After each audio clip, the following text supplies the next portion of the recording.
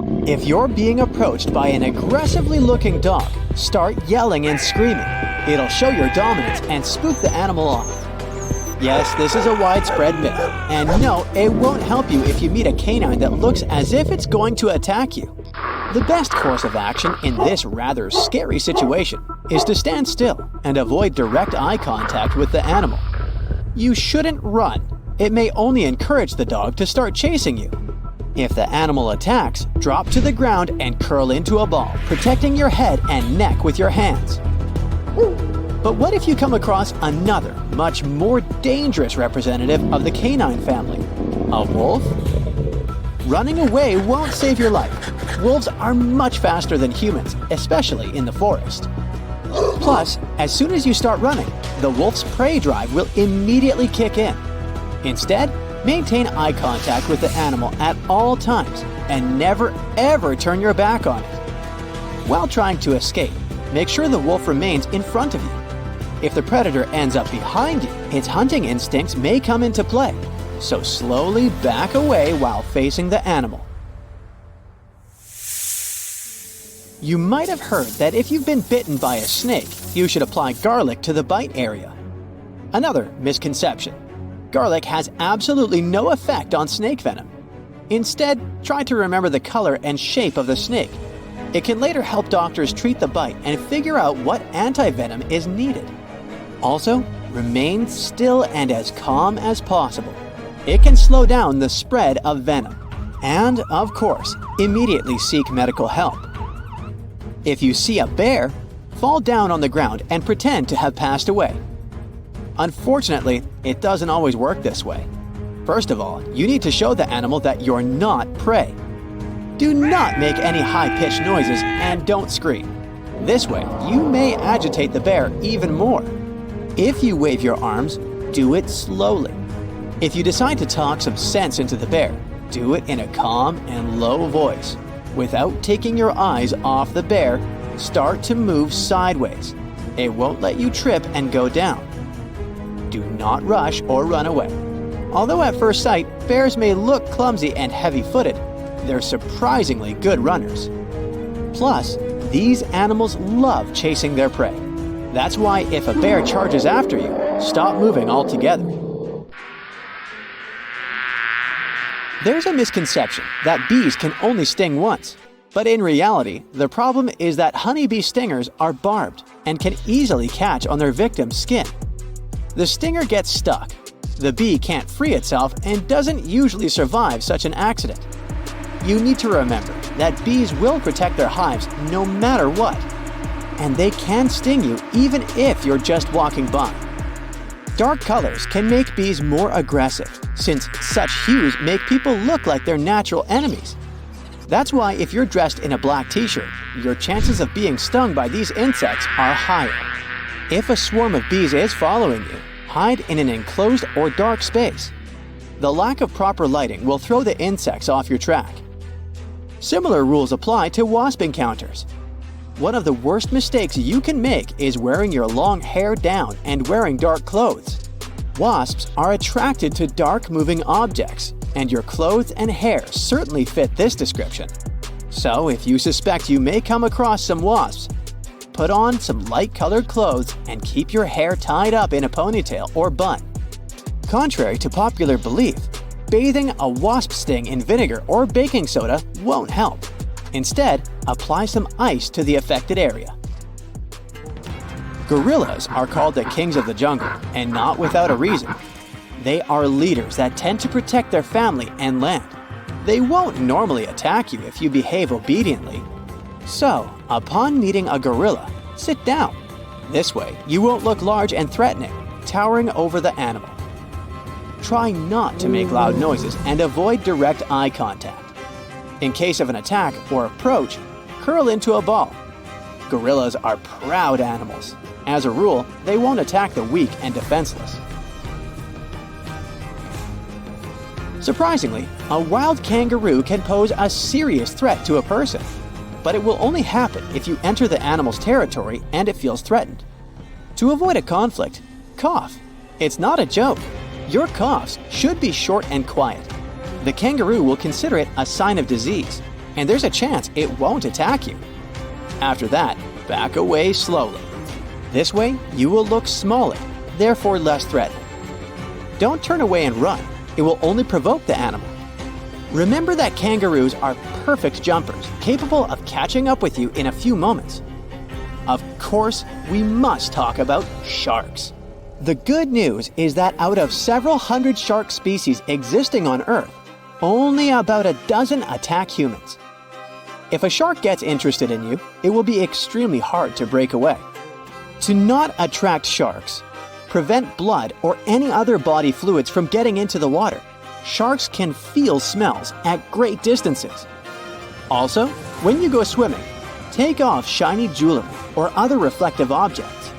Sharks are attracted to shiny things because they mistake them for fish scales.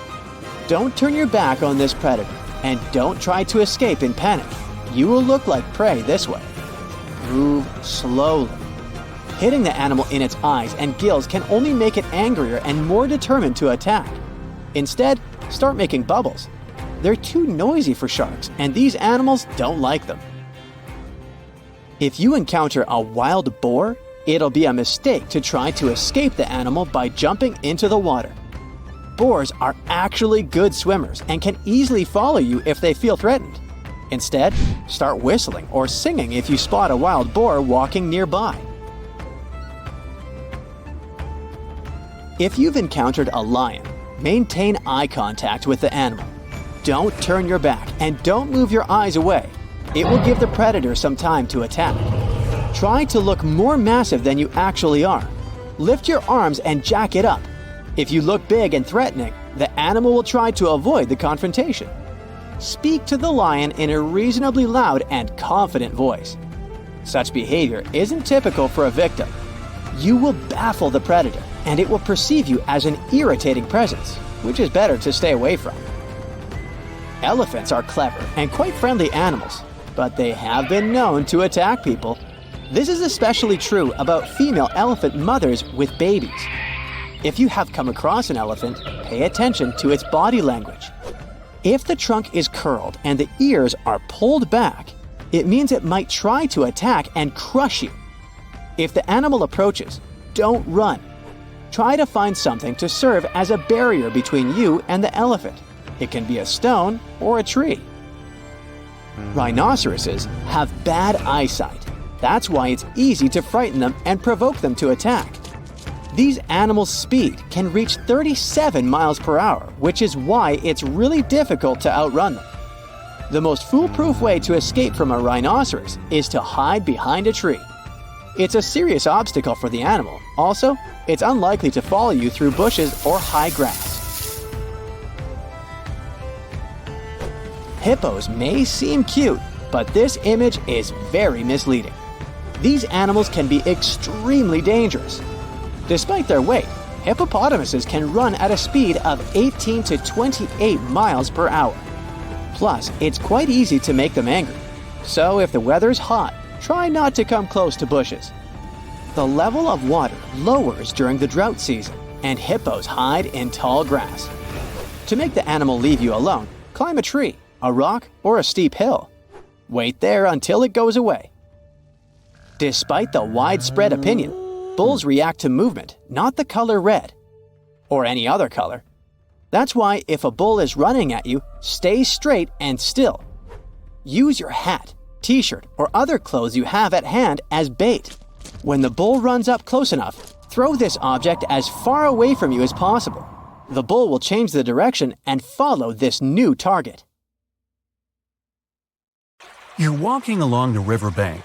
It's quiet, save for the water's peaceful burbling.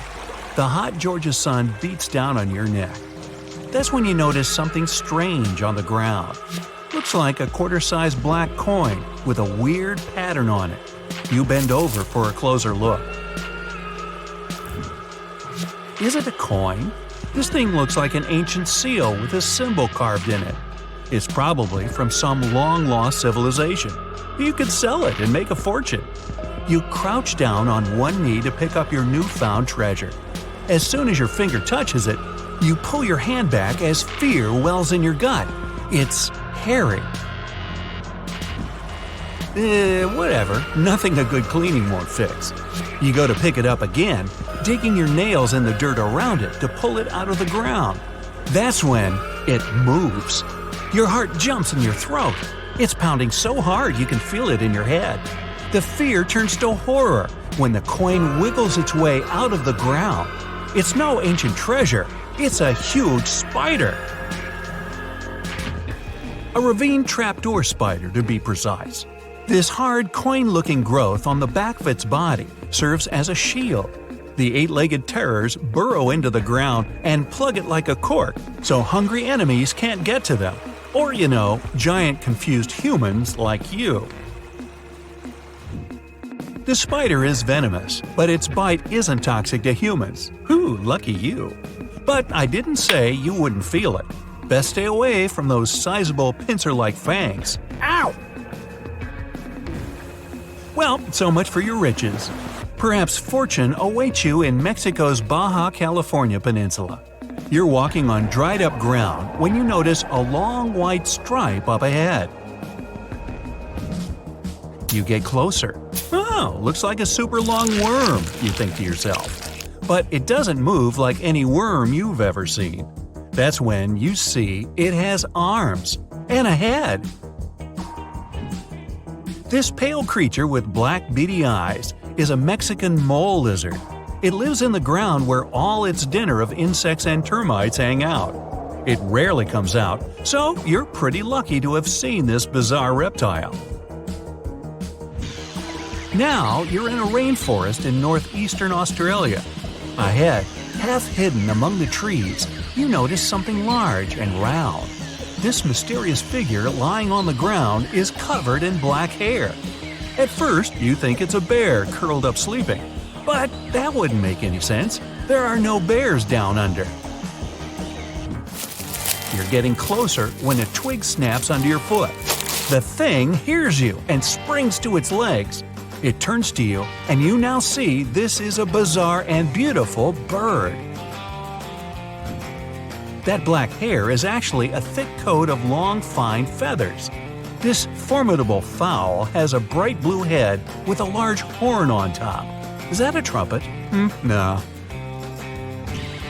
It stands on two powerful legs with a dagger-like claw on each foot that can be as long as your hand. Take away those feathers, and you might mistake this thing for a velociraptor. But it's actually a cassowary, the most dangerous bird in the world.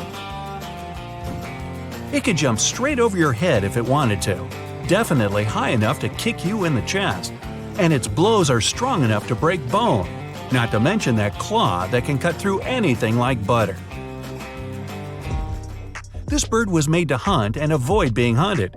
Don't even consider running away, not unless you too can sprint over 30 miles per hour. Diving into that lake over there won't save you either. This bird is an excellent swimmer. Best just to back away slowly and hope it doesn't come after you. Another creature that proves it's best to keep your hands to yourself is the panda ant. The naming is obvious. It's black and white and furry like the beloved bamboo-chewing bear. This furry little bugger lives in the forests of Chile. But don't go to pet this fluffy little ant. What you're looking at is no ant at all. It's a species of wasp. That black and white coloring serves one purpose – to warn others of this insect's powerful sting. And if that doesn't make you back away, the wasp will let out a squeaking sound. It sounds cute to us humans, but it means a painful sting is around the corner. These insects are loners. They don't live in colonies and don't have nests. They're also parasites. A female panda ant lays eggs next to the larvae of another insect. Then, the hatched babies use these larvae as food. Ew. Surely you've seen bugs that look like leaves and twigs. But what about a creature that looks like a beautiful orchid?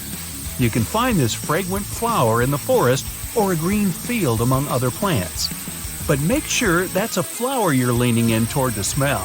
If it's not, you risk being bitten by a praying mantis. The orchid mantis is nearly impossible to distinguish among the flowers. It has pink-white coloring with legs and claws that look identical to little petals.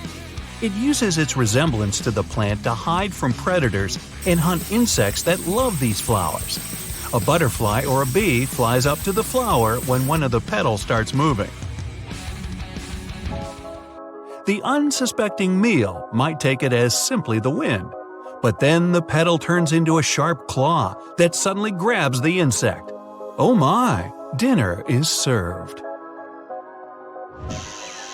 Now imagine you're in the jungles of Costa Rica. You notice a brown snake sitting on a tree branch in front of your face. The snake looks like it's about to strike. Wow, you want to run away as far as possible, but notice that this snake is unusually short, and it doesn't lash out at you. You wait, but the snake keeps staring at you. It doesn't even hiss. Lucky for you, it'll never bite because it's not a snake, but a caterpillar. The hawk moth caterpillar can change the shape of its body to look like a menacing serpent. This easily scares away any hungry foes. The coloring and pattern on the skin imitates a snake's scales and eyes. This insect also knows how to move like a reptile. A master of disguise, this one. Let's get out of the hot jungle and head to Central Europe. You're in the middle of a sunny green meadow.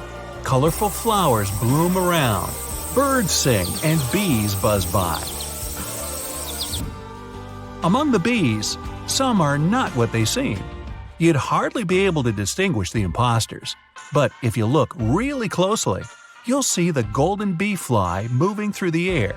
It looks like a bumblebee, but it's the buzzer's biggest enemy. The golden bee fly sneaks into bee nests and lays eggs there. Its larvae hatch and feed on the bees and flower nectar. The yellow and black coloring allows the intruder to go undetected the whole time. The camouflage also keeps enemies away. Nothing would touch this fly if it thinks it'll get a bumblebee sting. The next spot on your journey is the rainforest in southern Thailand. Now, be extra careful and watch your step. Not because the next animal is poisonous or bites, but because you might actually step on it.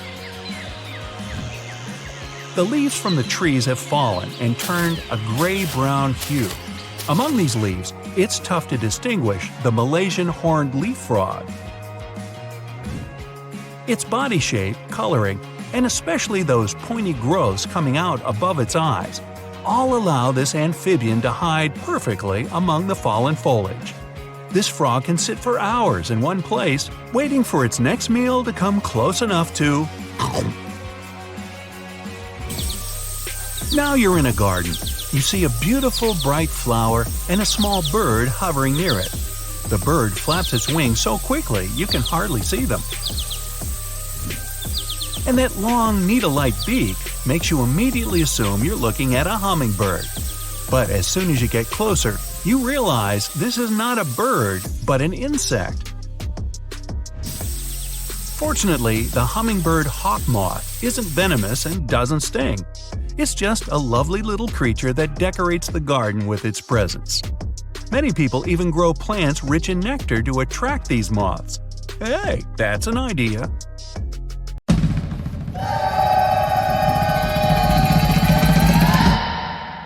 The liger is probably the most popular hybrid animal and an incredibly large cat.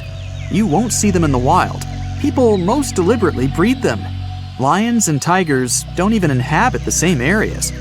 So, a liger is a mix of a male lion and a female tiger, and they can grow to be very big in a pretty short period of time. They're actually the biggest cats in the world. Hercules, the largest recorded liger, is a real example of that. 922 pounds and 10.8 feet long. Imagine taking him for a walk. Ligers are mostly way bigger than either of their parents. In most cases, they behave and look more like lions than tigers. But they have some tiger traits too. For example, striped backs, and they're crazy about swimming. The taigen. Nobody could fault you for thinking the taigen and liger are basically the same animal. I mean, they're both a combination of tigers and lions, but a taigen comes from a crossbreeding of a male tiger and a female lion. They're usually smaller than their parents, and definitely much smaller than their giant, could you call them siblings? In most cases, they inherit charming looks from their tiger fathers, but they get some interesting traits from their mother's side too. For example, love for socialization and the ability to roar. Hands down, one of the rarest hybrid animals in the world are wolfins. These fellas are a mashup of a female bottlenose dolphin and a male false killer whale. Its name might make you think differently, but a false killer whale belongs to the dolphin family. They're not even related to killer whales. Wolfins are such an interesting 50-50 mix and balance of their parents. They have dark gray skin, the perfect blend of a black false killer whale and light gray dolphin skin. Dolphins have anywhere between 80 and 100 teeth. False killer whales have 44. And their hybrid young is halfway, with 66 teeth in total. What would it look like if algae and a slug paired? No need to imagine. You have a green sea slug to check the result. It lives in salt marshes in Canada and New England. And it's possibly the weirdest hybrid creature you'll see in this video, and in general. Part plant, part animal. So, some slugs seem to have been very sneaky while stealing the genes from innocent algae that they have eaten to enable them to look like this. Since they're partially a plant, they can produce the plant pigment called chlorophyll. That means these unusual slugs can even photosynthesize. That's the process plants use to turn sunlight into energy. So they produce their own molecules that contain energy without having to eat anything at all. When scientists first discovered it, a green sea slug was the first case of a multicellular animal that's able to produce chlorophyll. What do you get when you mix a male leopard and a female lion? You get an interesting hybrid called a lepin. These animals grow to be almost as big as lions, but they still have shorter legs, similar to their father leopard. They inherit some of his other traits too, like a love for climbing and swimming. You can have a union with a male lion and a female leopard too, and the result is called a leopard.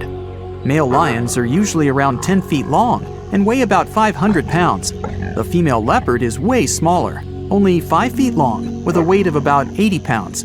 The difference in size here is too big, so this pairing really doesn't happen that often. Okay, how about a buffalo and a cow? When you were little, maybe you thought that they could be a good match, but in reality, the combination creates an unusual hybrid animal called a beefalo.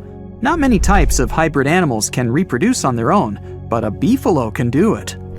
When a grizzly and a polar bear get together, it results in a growler bear, or grizzly bear, or grizzlar, whichever you like the most. You can see them even in the wild. These two types of bears have a mutual contempt for one another. Yep, they're not good at living together in a mutual habitat. But even though it's rare, the love can still happen and result in these cute caramel-colored hybrid growler bears.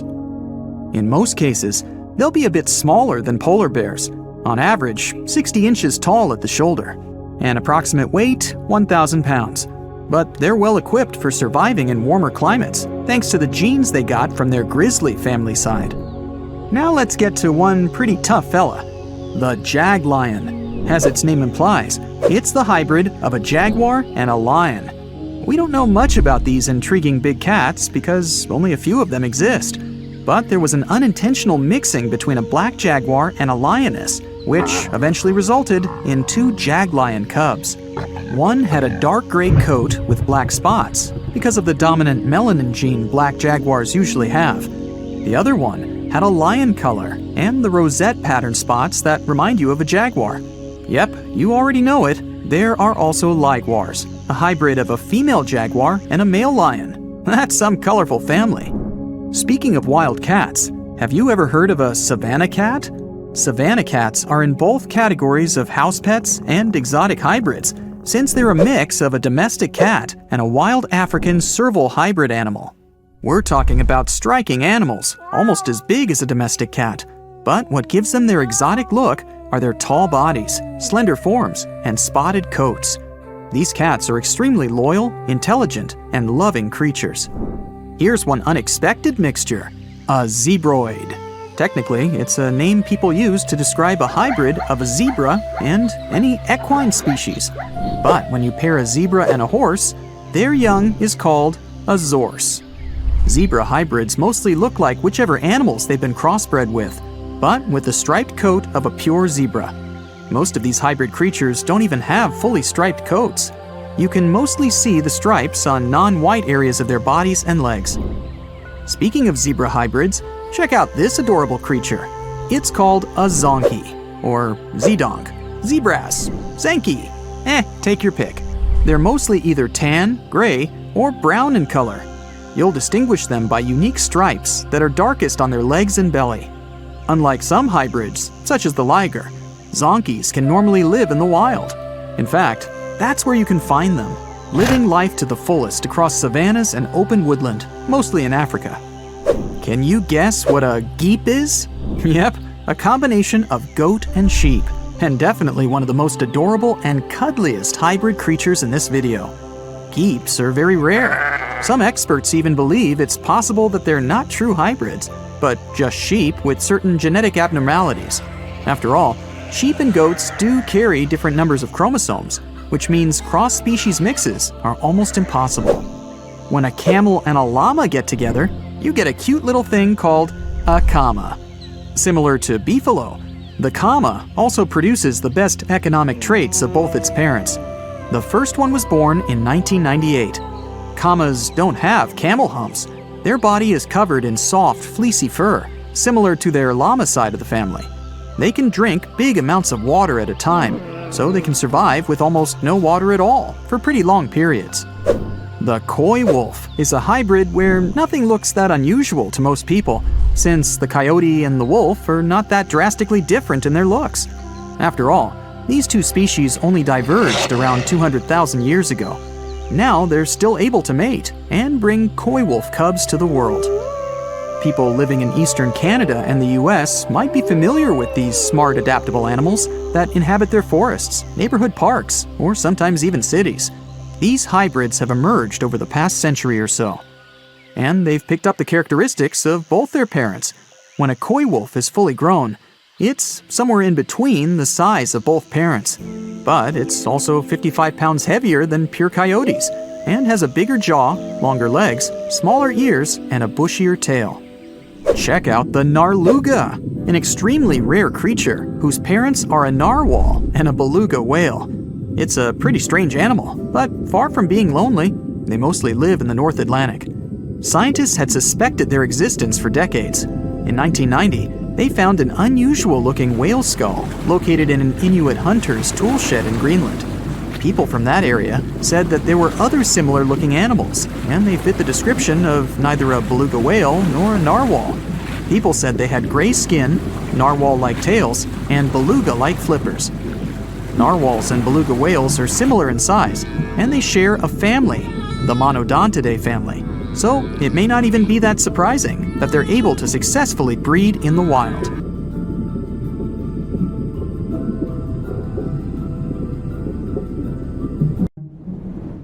When we look at creatures in the animal kingdom, we often have the following thought.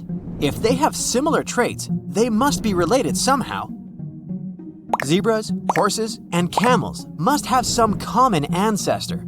Same goes for dogs and jackals. Somewhere back in their lineage, they must have some common great-great-great-grand wolf, right?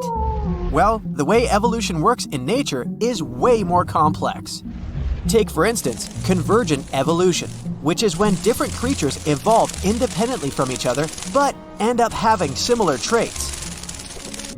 We only need to look at sharks and dolphins to see how this works.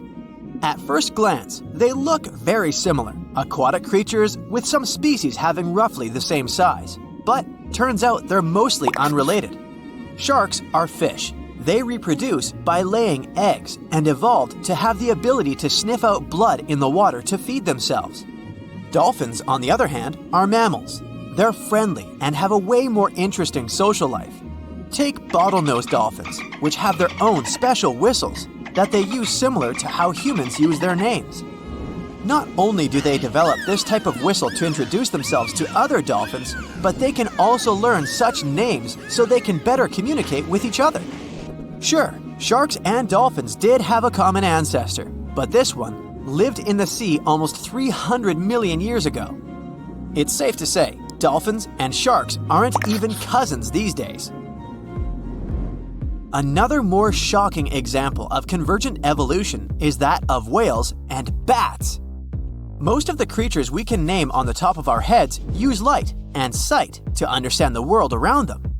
But there is a specific set of creatures that relies on sound to paint them a picture of their environment. What they do is they emit a sound which bounces back to them depending on the object it hits. This ability is called echolocation. Animals that have this feature emit sounds at frequencies above human hearing, called ultrasound. Those sound waves bounce off objects while they move around, allowing them to figure out where they are in a certain space. Echolocation is mostly used by toothed whales and by some species of bats. What's similar in both of these animals is that they need to hunt in the darkness. Despite this, they echolocate in very different ways. Bats, for instance, use their throats to generate ultrasound from their mouth or nose. Then, they proceed to listen for changes in the echoes. Their echolocation is so finely tuned that they can distinguish targets less than 0.01 inches apart, even if their target is moving. Whales, on the other hand, echolocate by pushing air through their nasal cavity. This movement creates vibrations in a special fatty organ called the melon. This organ focuses and modulates the sound, which then passes into the water around the whale. Whales then pick up the reflections of these sounds through their lower jaw and around the ears. Another striking example of evolutionary convergence is that of ichthyosaurus and dolphins. Visually, the Mesozoic fish lizards named Ichthyosaurus seem very similar to modern dolphins. But the friendly mammals are much more related to giraffes and camels than the ancient creatures. Despite being 200 million years apart, they do share some common traits which mislead people into thinking they belong to the same species. But that's mostly because they lived in the same environment. They both evolved to feature dorsal fins, which keep them balanced while swimming. Now, let's look at Phytosaurus and crocodiles. The first ones were reptiles that roamed the Earth back in the Triassic period. They weren't dinosaurs, but they lived at the same time as the first dinosaurs did. Even though they look very similar, the first crocodiles popped up more than 70 million years later in the Cretaceous period. These two even fooled paleontologists at first. They initially assumed that phytosaurs were the ancestors of crocodiles. Placodonts and turtles look similar too. Placodonts, however, appeared about the same time as the dinosaurs did, somewhere around 235 million years ago. Like modern turtles, they lived in marine environments, but they were surrounded by predators. So, they evolved to have really strong shells to protect themselves. Turtles, however, made it to the scene around 100 million years later. Even modern cats have ancient lookalikes. They were called the Sparacidons, but they were carnivores and marsupials. They used to live in the South American area and resembled the saber-toothed tiger, which is now extinct. Speaking of saber-toothed tigers, how about one that's also related to the kangaroo? Yeah, this creature used to freely roam the Earth around 300 million years ago. The Thylacosmilus may have looked like a feline, but it was a marsupial, meaning it had a pouch of skin in which it carried its pups for a certain period after their birth, like kangaroos and opossums do today. It's difficult to estimate what they looked like since a full skeleton has never been found, but we do know they weighed between 180 to 260 pounds. When we picture a present-day elephant, we always imagine them with their tusks protruding upwards. Well, that's not how their ancestors did it. About 20 million years ago, there lived a prehistoric elephant-like creature named Deinotherium. It did, however, have both tusks curving down from their jaw. As with many other prehistoric creatures, we don't know why they had this feature the other way around. But one theory suggests they used them as anchors. By securing themselves to riverbanks, they were able to safely sleep without drifting off. The last thylacine passed away in the early 20th century. Their extinction was one of the most tragic natural events in modern times. For the last 2,000 years, they have been known to live only on the island of Tasmania. Despite the name, they looked more like foxes than felines. However, thylacines were marsupials rather than placental mammals like foxes. The two-lake wallaby was one of the most beautiful and majestic creatures ever to have lived. It used to be found in Australia and New Zealand. They were very similar to the kangaroos and featured fine fur with shifting bands of darker and lighter gray across their backs. Surprisingly, they were dubbed monkey face, but they had no connection whatsoever to modern monkeys, apart from both being mammals. What made them so special was the way they moved around. Their standard movement consisted of 2 short hops, followed by a long one. After that, the wallaby would simply stare into the sky. Don't be fooled though, the two-legged wallaby was extremely rapid. Females were generally taller than males, and they appear to have been quite sociable animals, at times being particularly fond of a certain location. They were also nocturnal. Hyracoodonts and horses share a lot of similar features, but hyracoodonts used to exist in the Eocene and Oligocene periods, and they went extinct around 23 million years ago.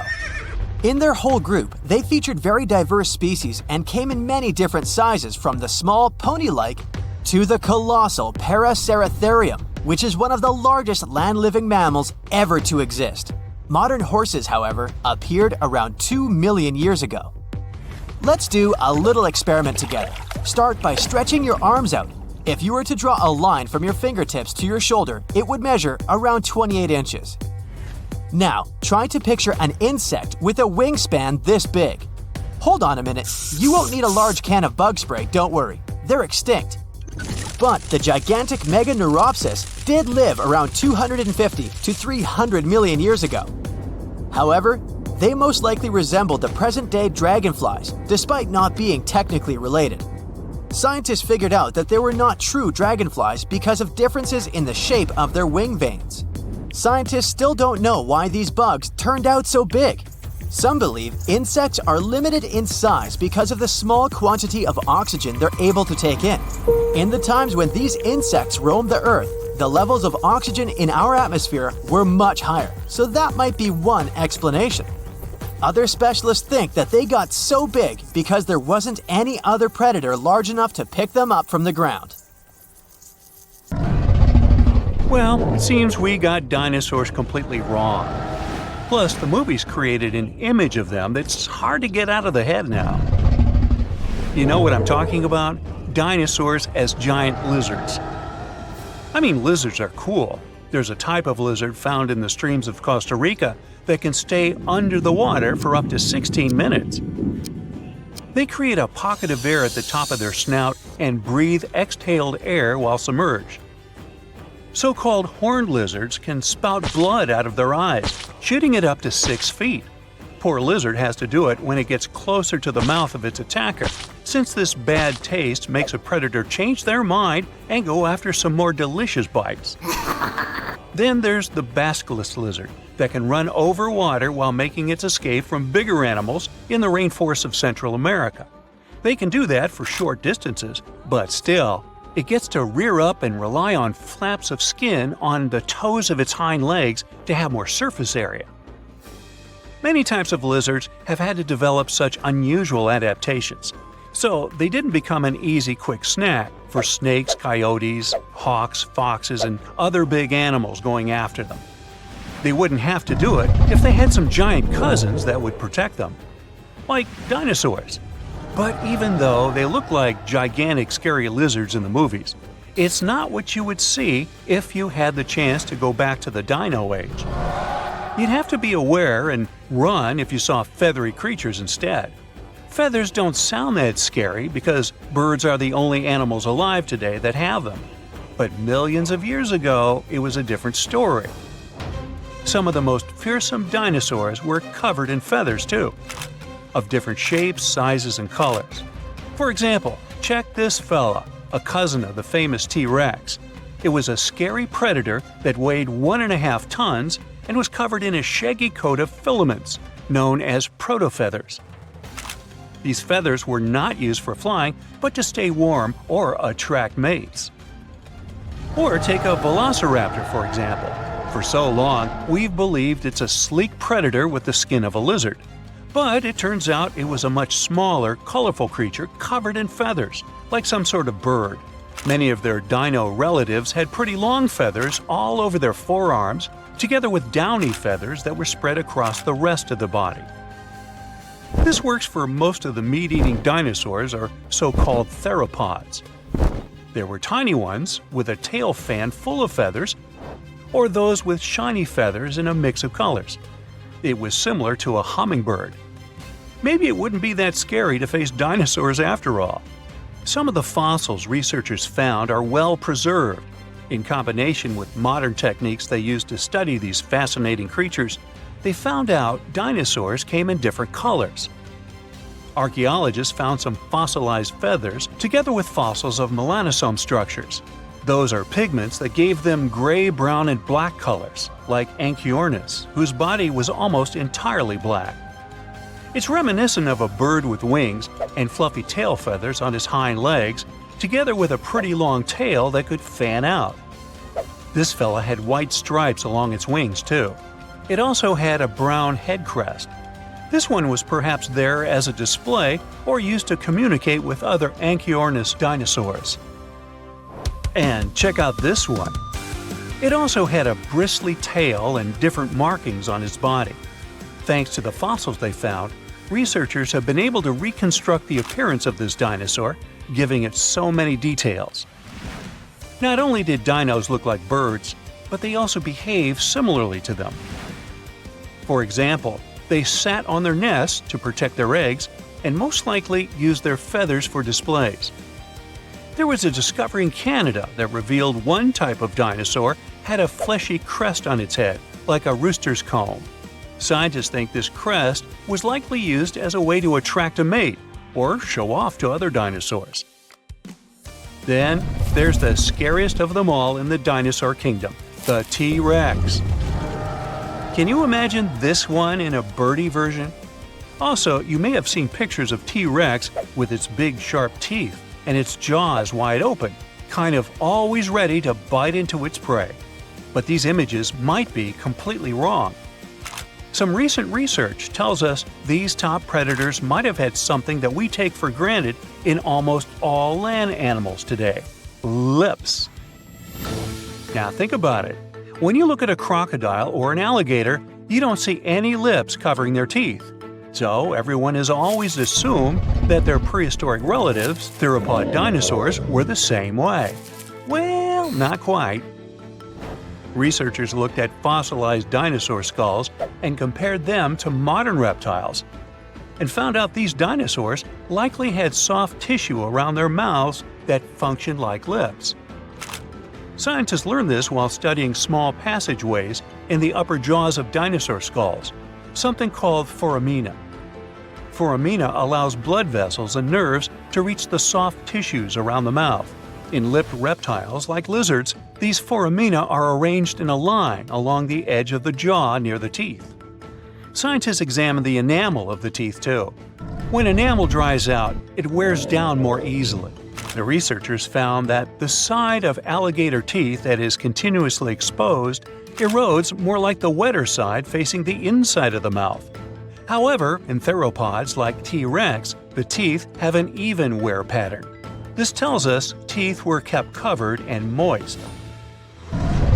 Based on this, scientists believe theropods with long, sharp teeth, like T-Rex, could also close their mouths with their teeth inside. The teeth of theropods and monitor lizards are similar in size, and monitor lizards can close their mouths completely. Therefore, it's likely that theropods also had lips that allowed them to fully close their mouths. However, it's not known if they wore lipstick. Interestingly, The study also revealed a neat row of jaw foramina in a pretty cool extinct early cousin of crocodilians. Also, lips may have been present in the earliest archosaurs, a group of reptiles that gave rise to dinosaurs and crocodilians. Now, this might not seem like a big deal, but it truly changes how we think about how these dinosaurs ate. If they had lips, it's possible that they could have controlled their bites more precisely, and maybe even chewed their food instead of just tearing it apart. Some still believe differently, saying T-Rex and other theropods had flat scales like crocodiles all the way down to the edges of their jaws. So I guess the mystery of dinosaur lips continues. Now you might be wondering, did sauropod dinosaurs like the titanosaur have feathers too? Some scientists believe all dinosaurs, including sauropods, had feathers. Just as you can see all mammals have at least some hair. But big mammals like elephants have limited hair. So it's possible that sauropods didn't have many feathers. Since feathers are something you'll stumble upon in a fossilized shape, the chances of finding those of sauropods or similar dinosaurs are definitely lower. Plus, there's a chance big dinosaurs that lived in warm weather didn't have feathers at all. Many of these feathered dinosaur fossils have been found in China. These fossils have helped us understand the transition from feathered dinosaurs to birds. Because birds could be the only animals that survived and are around today that are directly related to dinosaurs. Ooh, I wonder what happened here. It could be that some kinds of theropods started hiding in trees more while searching for food and protection, so their bodies evolved to become even smaller to survive harsh conditions and dangerous predators lurking after them. But still, it's a transition from the most incredible predator the animal kingdom has seen to squawking chickens. Talk about how evolution mostly moves animals forward. Hey, stop it! I didn't mean it! Amongst the swamps lives a strange bird with a Dutch clog for a beak. It screeches a high-pitched whine, notifying other shoebills that this is its area when it comes to food. Its eerie calls add to the surrounding roars of dinosaurs in the distance. It's not hunting dinosaurs though, of course, but snakes, fish, lizards, and frogs amongst the reeds. This bird continued to survive even as the dinosaurs left this world. Fossil records of the shoebill date back to 65 million years ago, and today it continues to hunt in a similar environment.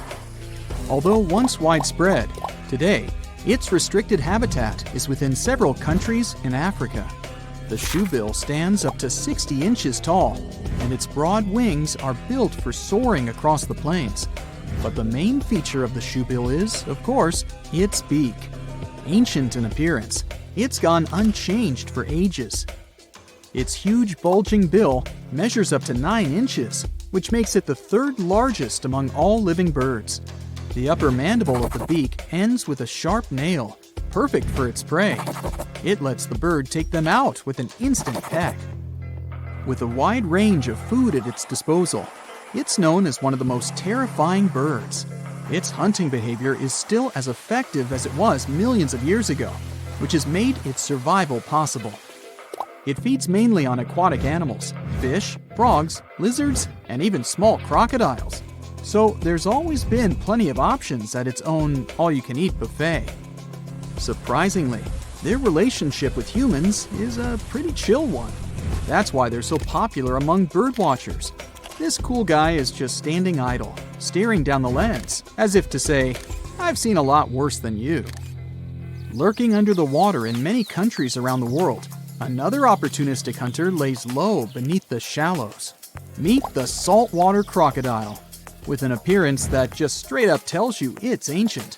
It's been around for over 240 million years. Once appearing a lot larger, they've always had a reputation of taking down whatever came too close, even dinosaurs. They survived many catastrophic events and have continued to adapt to each of them. As they continue to evolve, they've become the ultimate survivalists as we know them today. Still, they sit within their territory, waiting for anything to enter, even humans. They grow up to 20 feet and have a powerful bite that's stronger than any other animal. 30 times stronger than your bite. Just saying. Anything that ends up in its toothy cage can't escape. With scales and armor plates protecting it, there isn't an animal on Earth that hunts it, making the crocodile the ultimate apex predator. As per its name, it's also adapted to salt water, providing it with useful salt glands, something its alligator cousins don't have. And that's how they're able to swim enormous lengths out to sea. Their routes follow ocean currents, and they aren't afraid of bypassing the shark-infested waters. Not even the great white would mess with this one. The distances they've traveled measure up to 390 miles, and they're capable of reaching speeds up to 18 miles per hour. Just another reason not to swim in the sea, right? The next creature on our list has been around for up to 145 million years. These pesky little things have been feeding off warm-bodied animals. Can you guess what I'm talking about? Lice. Those guys originated in the Cretaceous period, between 145.5 and 65.5 million years ago, when they used to feed on dinosaurs once upon a time. And then, they have continued to remain a constant annoyance to most species. Currently, there are 5,000 different species of lice, each one having a taste for a different animal. They feed on all birds and mammals, except for pangolins and bats. Lucky them. They are an obligate parasite, which means they cannot live unless they live off another life form. Living their entire lives to reproduce on their hosts, lice will change their color to match the fur or feather of their new homeland. But how do you get lice as a human? Well, it's purely by luck or bad luck. They usually choose to leave when their original host has passed on. They seek a free flight from a nearby fly, grabbing onto its legs and hitching a ride to the new homeland. Within 4 small islands in Indonesia lives a powerful beast, a reminder of the megafauna period. Meet the Komodo dragon. Reaching a length up to 10 feet, it's a master ambusher. Its hunting method involves tracking down prey, then injecting venom into it. As the prey escapes, it will track it down as it slowly tires and then feeds on it. And that's how it's managed to survive for millions of years. But it has strangely disappeared from other parts of the world. These islands weren't always its home, and it's only been here for the past 4 million years. Originally, the dragon's ancestors came from Asia, but migrated south to Australia 40 million years ago. And with a great range and variety of food, that's where they grew to their massive size. Then, some 25 million years later, a collision with continental land masses occurred between Australia and Southeast Asia. Taking the opportunity, they spread even further, as far as East Timor. As the islands became separated, the Komodo dragons continued to flourish in their new lands. Without any competition, they could maintain their normal hunting methods. Unfortunately, in Australia, they all eventually disappeared due to competition from humans. Another ancient species is really intriguing, not only because of its appearance.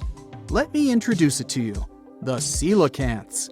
Scientists found the only evidence of their existence in their fossils. It made us believe they disappeared 410 million years ago. So, you could imagine the surprise when they were discovered in 1938, idly swimming along the east coast of South Africa. It's truly a fossil that's come back to life. It gave us a great opportunity to not only further understand this species, but to answer many questions about some of its relatives. Growing up to 6.5 feet, they have a lifespan of up to 100 years. But what's strange is, they have 8 fins.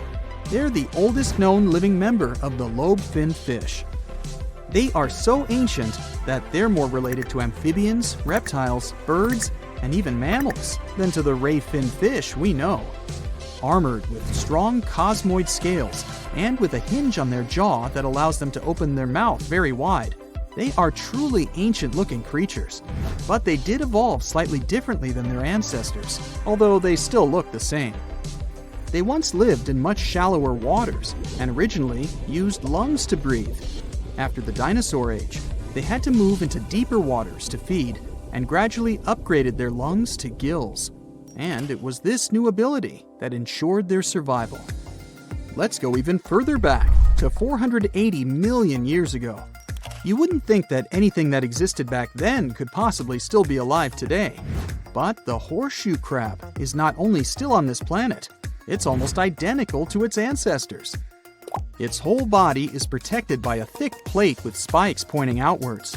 It has 10 eyes scattered around its body. 2 are used for finding mates, and the remaining 8 act as light receptors. There is also a long tail. Although it looks menacing, its only use is to simply help flip itself back the right way up if it gets knocked over. Its design is so effective that whatever constant changes the planet has provided, it survived. Although they look like they could be related to a lobster, they're actually closer to spiders and scorpions than crabs or crustaceans. With a healthy diet of clams, crustaceans, and worms, they find enough to eat along the coasts of the Atlantic, Pacific, and Indian Oceans. They also feed on algae, so it makes sense why they manage to survive many food shortages caused by world events. With all the traits of the horseshoe crab, who knows, it might even outlive humans. Well, here's to the next 480 million years. You wake up in the middle of the night to a phone buzz. You know what time it is, you ask sleepily, but then you sit up in a jolt. Get your stuff and go outside. They'll come fetch you in 10 minutes, says a male voice on the other end. You step out of your house and watch as a small helicopter descends on your lawn. You get inside and meet a scientist there. She's a specialist in archaeology and paleontology. As the helicopter takes off, she tells you that something terrible happened on one of the islands in South America, and you're flying directly there, right now. The whole operation is secret, so you're asked to give up your mobile phone. The helicopter flies far beyond the night city and lands at the airport. From there, you transfer to a plane and fly to the coast of South America. You land on a small island, and a guide ushers you to a jeep waiting nearby. For several hours, you and other scientists drive through the hot jungle. The road ends, and you continue your journey along a narrow path. You notice that the further you go, the quieter it gets. The birds don't sing, not even the leaves on the trees rustle. The jungle finally ends, and you find yourself on the coast. There are many tents with scientific equipment, people, and cars. Several people in black suits lead you toward some fallen trees. You end up in the middle of a large trench that leads to the ocean. The trench begins in the forest, right at the fallen trees. Judging by its size, a train could have passed here, but the truth is much scarier. After some research, you tell people the creature that left such a trace became extinct about 60 million years ago. The creature that uprooted so many trees is the largest snake that ever lived on Earth. You and the others must find out how this reptile managed to survive and where it is now. Titanoboa usually lived in tropical forests near swamps. Apparently, the island is its home, but now something has forced the snake to crawl away into the ocean. You carefully examine the trench, then the fallen trees, and declare the snake was not alone. It was fighting something as big as itself. Everyone looks at you in shock, and the next moment, a deafening roar comes from the water, breaking the ocean's surface like a monstrous dolphin. A mosasaurus emerges from the deep, a huge reptile that lived from 145 to 65 million years ago in almost all waters of the world. It looks a lot like a crocodile, has smooth, dark scales, a fin at the end of its tail, and flippers instead of legs. It measures 55 feet long, which is about the size of a 5-story building, and weighs like half a subway car. And this huge dinosaur is coursing the waters near the shore right now, in front of you. With its large fins, it creates waves that wash away several tents on the shore. People on the island scatter away in all directions. Several ships and yachts are capsized. People on lifeboats are hurrying to the shore. Mosasaurus was one of the most formidable predators, not only in the sea, but also on land during the Cretaceous period. No creature dared to attack this monster, so their population spread all over the world. It wasn't used to feeling like prey, but now it seems the dinosaur has met a worthy opponent.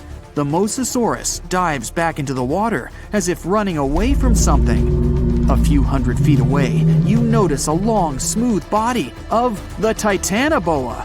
It's stretched out to full length and is swimming after the Mosasaurus. The snake is 42 feet long. This is 1.5 times more than a rail car.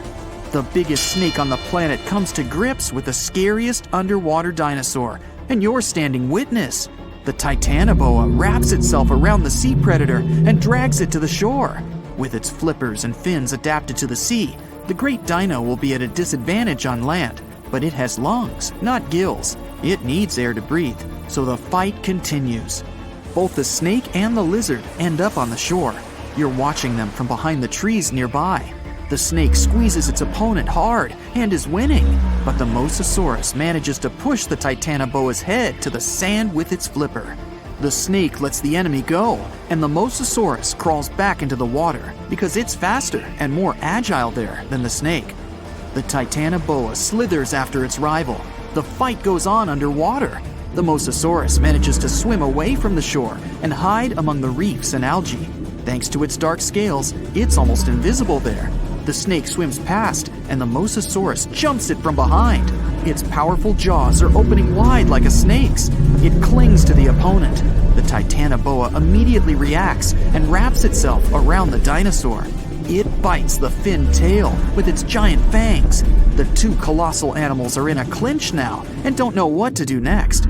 The compressive force of the snake's grip is like the weight of the entire Brooklyn Bridge pressed onto a passenger car. The Mosasaurus is trapped, and it starts kicking and swinging its flippers. It begins to turn around its axis, wrapped by the snake. The rotation of two giant reptiles in the sea creates a huge funnel in the water.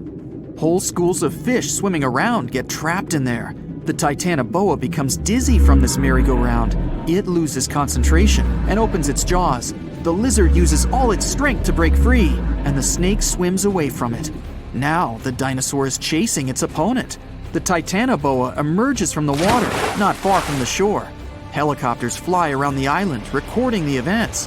Yachts and small fishing boats sail to the site of the Battle of the Titans. The Titanoboa crawls out of the water and is about to disappear into the jungle, but the Mosasaurus grabs it at the last moment. There are 2 rows of teeth in its upper jaw. One of them is located closer to the pharynx. This row allows the dinosaur to hold its prey, while the prey resists. The duel continues on land. The trees around the 2 monsters shatter into splinters. The Titanoboa wraps itself around the enemy, opens its huge mouth, grabs the dinosaur's tail, and begins to slowly swallow it. The Mosasaurus realizes the great snake's strategy and begins to thrash around. The snake blocks its movements, so the dino digs into the sandy beach. After a short while, a large pit appears beneath the monsters. The sand gets into the snake's eyes, and it lets go of the opponent. The Mosasaurus is again slowly crawling towards the water, and the Titanoboa is in no hurry to catch it. You can see the reptiles are tired. The Mosasaurus swims away from the shore and stares at the snake. From the shore, it looks like an enormous log. 2 eyes the size of a football gaze intently at the snake. The Titanoboa lies in the sand and breathes heavily. Then, it stretches to its full length and looks back at the Mosasaurus. The snake's long body slowly bends, its muscles tense. The reptile is preparing to lunge. The dinosaur is slowly heading toward the shore. It growls and paddles with its flippers. Like a seal, it squelches through the shallow water towards the Titanoboa. The snake uncoils like a spring towards the enemy. At great speed, 2 predators collide with their heads. The hit is so strong, they lose their bearings and move away from each other. Now, each of them feels like a loser.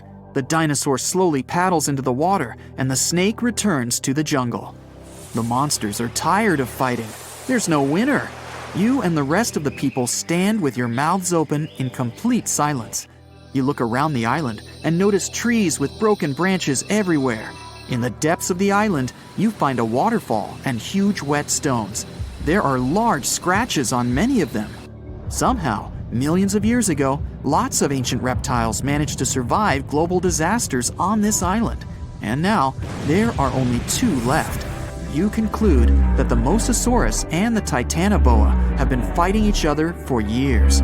Soon, these reptiles will gain strength again and continue their eternal struggle.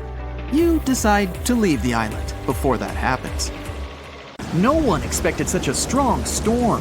It's too dangerous to sail back to the land because of high waves and winds. But suddenly, you notice a small green island nearby. You and your friend are about 25 miles off the coast of Brazil. You were fishing and didn't notice black clouds obscuring the blue sky. You're approaching the unknown island and see a Coast Guard boat behind you. People from there are screaming something to you, but you can't make out the words because of the thunder. They tell us we should stay away from that island, your friend says. Despite the warning, you still sail since there's no other way out. Around the island, you notice sharp rocks sticking out of the water like knives in the dark. Now you realize what the Coast Guard warned about, but it's too late. Your boat hits a rock. The bottom is pierced. You start to sink. The rain and wind are getting stronger. Both of you fall overboard. Then, darkness comes. You wake up in the morning because of the scorching sun and a dry mouth. Your friend and the wrecked boat are lying nearby. Apparently, you'll have to wait for rescuers to get out here. Now, in the light of day, you can see how dangerous the island's coast is. It's surrounded by rocks, and you're lucky you've survived. Getting out of here will be difficult. Together with your companion, you decide to look for coconuts and bananas. Your friend goes to the wreckage and pulls out a bag of medicine. Then, both of you leave the sandy beach and enter the dense jungle. A couple of steps later, you hear a strange hiss. You see your friend. His eyes are filled with horror. Goosebumps run down your back. You feel something alive crawling under your feet, and there's a lot of it. You look down and notice slithering snakes. There are dozens of them. They wrap around your legs, get into trees. They're everywhere. Don't move, your friend says. I think I know where we are. You want to ask him a question, but fear takes away your voice. He reads your face and answers the question. We're in one of the most dangerous places on Earth, the Brazilian Snake Island. These are not just some ordinary snakes. This is the golden lancehead, one of the most venomous reptiles in the world. You can find them nowhere else on the planet except for this land. They evolved here naturally, without other snake species intervention. That made their venom 5 times stronger than the venom of ordinary vipers. They're practically the only owners of this island. Nowhere else in the world will you find such a concentration of creeping reptiles on such a small piece of land. And now, they're glad that 2 big lunch meals have arrived. There's little chance of survival, but you're gonna try. The first thing you need to do is get out of your stupor and find a thick stick. This is your best tool right now. If you encounter a venomous snake, the best you can do is retreat slowly. But this time, there are too many of them. They're aggressive and hungry. Together with your friend, you fight off the snakes with a stick. But there's more and more of them coming. One of them falls on your shoulder from a tree and bites your neck. The poison instantly enters your bloodstream and affects your muscles. It feels like your body is melting. It becomes difficult to move, and your neck swells. Your friend grabs you and carries you deep into the jungle. Here, among the trees, you notice an old lighthouse. Yeah, this building really stands out here. Once a year, the Coast Guard visits it. Your friend breaks down the door and puts you on the floor. You're afraid you won't be able to survive the bite. Fortunately, your friend is a doctor. He injects the necessary medicine and saves your life. You have a few minutes to rest before more danger arises. Your friend tells you that the unique snakes appeared here thousands of years ago. This island was part of Brazil for a long time. Then, massive floods separated it from the continent. This part of the land was cut off from the whole world, which helped the formation of a unique ecosystem inside. Vipers that lived here evolved into golden lanceheads. They quickly became the main masters of the island and destroyed all the other animals. But how did they manage to survive without food, cut off from the whole world? They did it thanks to nature and evolution. This island is a transit point for many birds. They stop here to rest during long flights. These birds become dinner for the snakes. Previously, a snake bite almost didn't harm the birds, They were frightened and flew away, leaving the snake without food. But over years of evolution, the island's owners have developed such a potent poison that one bite was enough for a bird to never take off again. There's also a legend that a pirate hid treasures here a long time ago.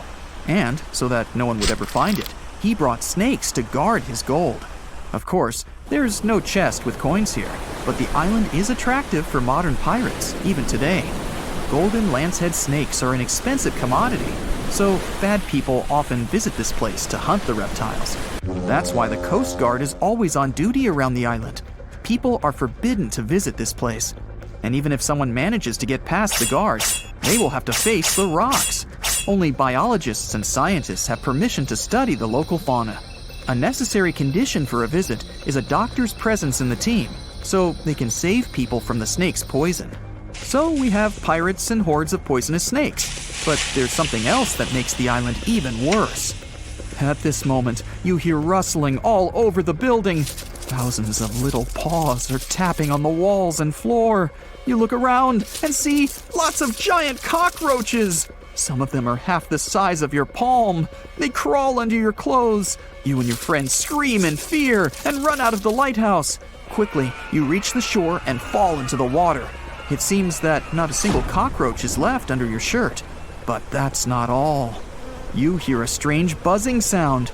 You look around and see a dark cloud of flying beetles forming in the sky. It's locusts! Thousands of flying insects are heading in your direction. To avoid a collision, you dive under the water and wait for the cloud to pass by. You go up to the surface and move to the shore. Fortunately, there are almost no snakes here. You and your friend are afraid to approach the jungle and wait for several hours until rescuers arrive. You're nervously painting a pattern on the sand and make a promise that you'll never revisit this place. Finally, you see the lifeguard boat. You're trying to tell them you got here by accident. They believe you and evacuate you from the island. While you're sailing away, you think about what would happen if many poisonous snakes appeared in a village or a small town. It's difficult to imagine what kind of problems people would face. But in fact, there's no need to imagine anything. There is a place on the planet where locals live next to poisonous cobras, but it doesn't create any chaos. A human can live in peace and harmony with reptiles in that village. Welcome to Shetpal village in India. This place has a population of about 2,600, and it's located in the jungle. It's hot here. Locals are friendly and responsive. If you go into one of the houses, you'll see something that seems impossible. The king cobra, whose venom is one of the most dangerous in the world, calmly crawls around furniture and eats eggs and meat that people give. There's even a special corner for the reptile to relax from the scorching sun, drink water, and have a snack. People are happy about the cobra, as if it was a pet. In the village, cobras are everywhere. They come into houses and schools, crawl through the streets, and keep company during dinner. The locals consider them full-fledged residents. They adore them. The snakes are also used to people and don't see them as dangerous. The coolest thing is there has never been a tragic case in the village because of a poisonous bite. There's no other place in the world where cobras live in such harmony with people. You're strapped in a boat cruising down the Amazon River with the sun scorching hot. As you check out your map, your boat starts rocking back and forth. The water is starting to get more intense, so you hang on for dear life. You tuck your map in your pocket and try to take control of your boat. You strike some jagged rocks and duck low to avoid tree branches. Your boat strikes a large rock out of nowhere and capsizes. You're swimming in the murky green water. While you're trying your best to get ashore, your boat gets washed away. Underneath the water lies a whole new world of bizarre and dangerous animals. Candiru fish are snake-like creatures that can grow up to 16 inches long. Arapimus can weigh more than an adult male and are taller than most basketball players. They're the biggest freshwater fish in South America. They have a hybrid gill system that forces them to pop up to the surface every 5 to 15 minutes to breathe in oxygen for their large swim bladder. You swim out of the raging water and dry yourself off. Oh no, your map is completely soaked. There's no way you can get to your destination without it. You venture into the thick rainforest, shoving the branches and leaves away. As you get deeper, you notice something on a tree. It's barely moving, but it's got sharp claws and a raggedy coat. It stretches its arm to another branch and tries to pull itself up, ever so slowly. Sloths sleep more than half their days and only head down from trees once a week. They're so motionless, they sometimes grow algae and moss on their fur. The rainforest gets denser with each step until there's barely any sunlight illuminating the path in front of you. You notice a figure following you.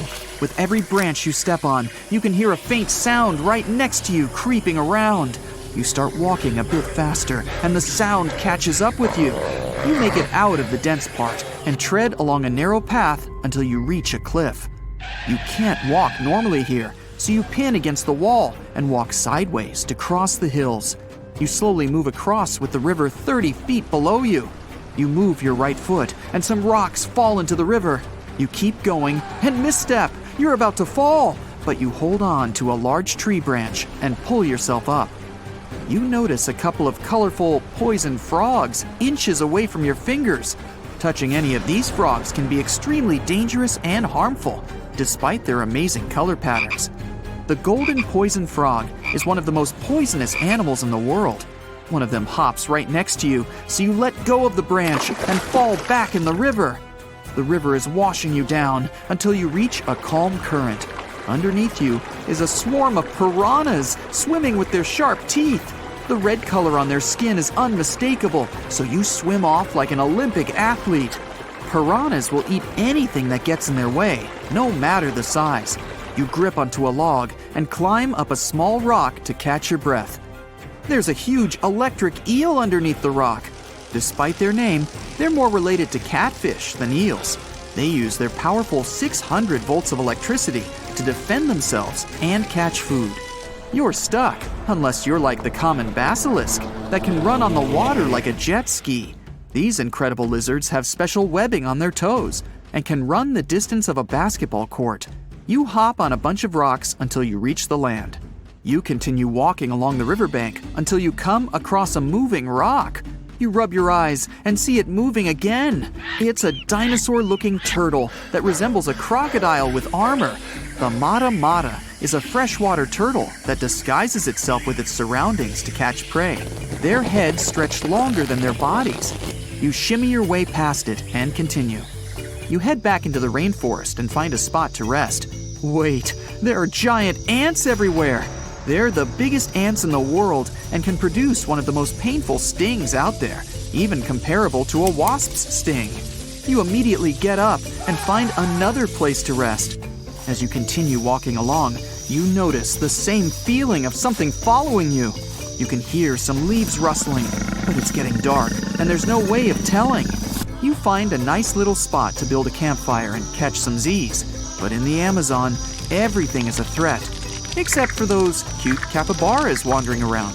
They live in groups next to water sources. They're also the biggest rodents in the world. You don't need to worry about them if you're stuck in the middle of the Amazon rainforest. Suddenly, you feel something slithering up next to you. You look down and see a massive green anaconda just about to constrict you. They are the heaviest snakes in the world and can grow up to 20 feet long and have a huge appetite. You get up and sprint your way out of there. All right, you found a decent cave to crash in. It's daytime again, and you're still alive. You continue walking along the rainforest. You were able to find some breakfast to boost your energy for the rest of the day. You spot something on a tree that looks like a branch, but it's actually a potu, a master of disguise that can spend days motionless on broken tree branches. These bizarre birds use those branches as their permanent home, where they lay their eggs and chill all day. You continue your way through the rainforest and see a Brazilian wandering spider crawling on a tree branch right in front of you. 8 of these species can be found in the Amazon area. They are some of the most aggressive and venomous spiders out there. So, you make a big detour and walk away from it. You feel someone walking next to you again, but you still can't figure out what it is. You see a steep cliff with a waterfall hitting a large lake ahead of you. Looks peaceful, until you see a team of black caimans gathering around the shore. They're the biggest predators in the whole Amazon ecosystem and feed on anything that moves.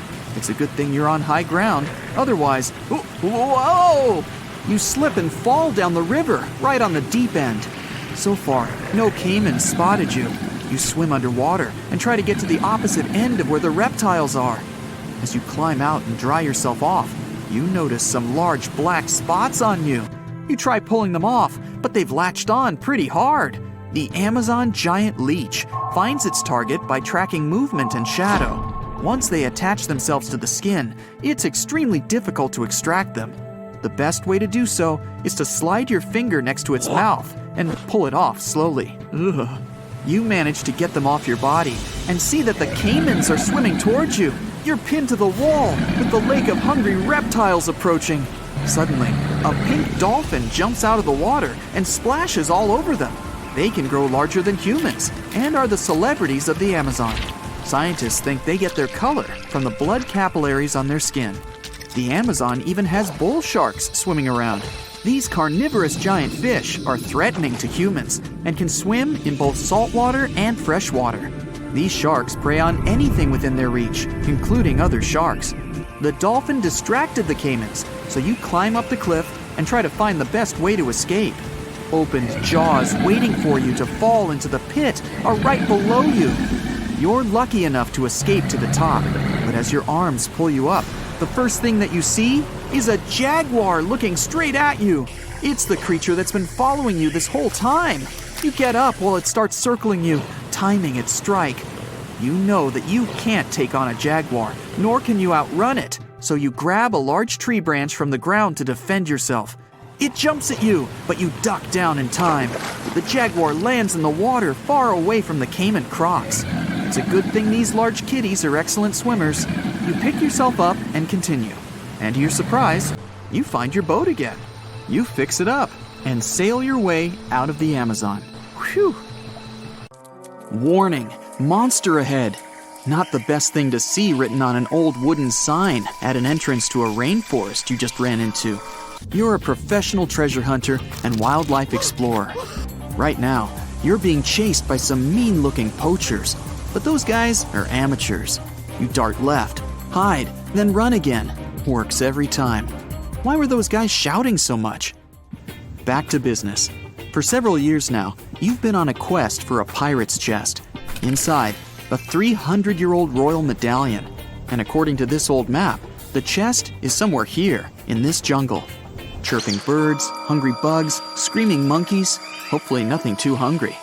You walk to the river and freeze. Suddenly, total silence. Not a single sound anywhere except the river. Right then, the silence is broken. Something's definitely sneaking up behind you. You turn around and see a long, thick snake's body. You raise your head slowly. 2 huge fangs are hanging out right above your eyes, and a long forked tongue is gently licking your nose. On the other end of the tongue is a deep, dark mouth. Looks like a black hole. You'd fit in there no problem. You take a step back and stumble over a rock. You fall. That's the last thing you remember. Then, darkness. Looks like you'll be out for a while. Time to find out what monster you just met. Meet Titanoboa, the largest snake that ever lived on Earth and the largest land vertebrate after the dinosaurs. It's 42 feet long. That's like 7 adults, or more than half a subway car. And it could weigh up to 1.5 tons.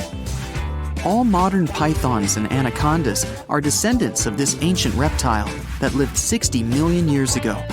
Except for this one, apparently. This snake isn't venomous, but it uses its long fangs to grab food. And its jaw is built for business. Imagine an empty car being crushed by the Brooklyn Bridge. That's what it feels like to be a Titanoboa's afternoon snack. Back to you. The Titanoboa was about to take a closer look at you, but you fell and passed out. The huge snake wasn't expecting its lunch to be quite so willing. It sniffs your body, looks it up and down. You're not a threat, so it doesn't need to squeeze you before... The snake opens its wide mouth and begins to swallow. Snakes have a special jaw, divided into several parts. They're connected by ligaments and muscles. so snakes can open their mouth up wide, like motorbike wide. But today, Titanoboa doesn't need to try so hard. Gulp. Titanoboas use their huge fangs to push food down their throats. While it's swallowing, Titanoboa likes to use saliva to grease up its lunch and make it more slippery, much easier to swallow. Bit by bit, you disappear from view. Your clothes are soaking wet at this point. A few minutes later, you've disappeared from view and the snake looks really fat. And that's when you wake up. So how do we know what would happen? Some guy in a full-body protective suit actually tried to get inside an anaconda on purpose. Darkness. You open your eyes and take a deep breath. An unpleasant liquid gets in your mouth a bit and you cough. It's hard to scratch your itchy nose. You're squeezed in from all sides. Titanoboa has a super muscly throat. At first, you panic. What happened? Where are you? You scream, but no sound. It doesn't exactly smell great in there. And that's when you realize where you are. You can't see daylight anymore. Uh-oh. Then you feel a weird wiggling side to side. Titanoboa's on the move. A python can digest its lunch in a matter of weeks. It all depends on the size of the food. This Titanoboa just ate a relatively small snack. Shouldn't take it more than a few hours. But there is some good news. Since you're not that big, you have at least a bit of space to wriggle around in. You reach into your pants pocket. Your clothes, your hands, they're soaking wet. Nasty. Of course, everything else you brought with you is soaked also. Your map, matches, granola bar. Also, there's not that much air inside a massive snake. You need to conserve oxygen. Finally, you pull out your waterproof flashlight. It still works. Looks like a tiny red room. No doors, no windows. Then it hits you. Your phone. You can just reach it. The screen's cracked, but it still works. But you've only got 4% battery, and there's no signal. You think about the signal flare strapped to your ankle, the ones you use to light up a dark cave and stuff, but you can't reach it. You put all your strength into bending your knees, but you just can't. Suddenly, you notice that you've stopped moving. Snakes like to crawl to a safe resting place after eating a large meal. That's when it starts releasing more enzymes to help it digest its prize. You've got one shot to reach the flare. You need to relax your whole body. You stop moving and start to breathe slowly. You feel the walls around you start to relax too. You have 1 second to bend down and reach for the flare. You go for it. Your hand slides down your leg, past the knee, almost there. You reach your ankle, but there's nothing there. It must have come loose while you were running through the rainforest. A few hours pass. You're well inside Titanoboa's stomach. Snakes have powerful enzymes that can digest all parts of an animal, so it wouldn't have problems dealing with clothes and shoes. You feel around with your hands. Maybe you can find something to help you. A bone from a previous meal? Anything. Your fingers graze over something, a hard, round object. You manage to get the flashlight on it. No way! It's the royal medallion you've been hunting for.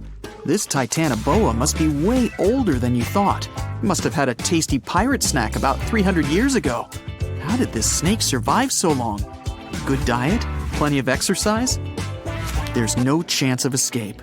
You decide to write a final message on your phone. Maybe someone will find it after this whole thing is over. You write that you love your family and have lived a happy life full of adventures. You start to cry, not out of sadness, well, a little bit, but mostly because the enzymes are stinging your eyes. It's done. You put your phone back in your pocket and clutch the medallion tight. You found it! How awesome are you right now? You close your eyes and start feeling kinda sleepy. Then your phone buzzes. Someone sent you a text. That means you finally got a signal. You call for help and tell them you've been swallowed by a huge snake. You're saved! But they don't believe you and hang up. Just another prankster. You call back, but your battery's done for. A moment later, the snake begins to move again. You hear strange noises coming from outside. What's going on? You can feel the snake's muscles tense up, like it's getting ready to make a dash for it. A few seconds pass, and then the snake suddenly relaxes. You hear human voices. You try to shout, but you're inside a snake. So like, wham! A human hand grabs your head. Another hand grabs you by the shoulder and starts to pull. Someone came for you. You pass through the throat, and after a couple of minutes, the darkness disappears and sunlight hits your eyes. You're saved. Why did you run away from us? We were trying to warn you. Whoa, that guy looks real familiar. Oh, it's that guy who was chasing you earlier. Turns out he wasn't a poacher, he was a local guide. Apparently, locals are always pulling lost tourists out of Titanoboa's stomach. They usually just give the snake something to make it sleepy, then pull. You hug your saviors and thank them for their help. You're never going back to that rainforest, that's for sure. A smile spreads over your face, and you reach into your pocket to feel that sweet gold medallion. No! It must have fallen out! That means it's still stuck in the snake's stomach. You look at the rescuers and ask, "You mind if I pop back in there real quick?"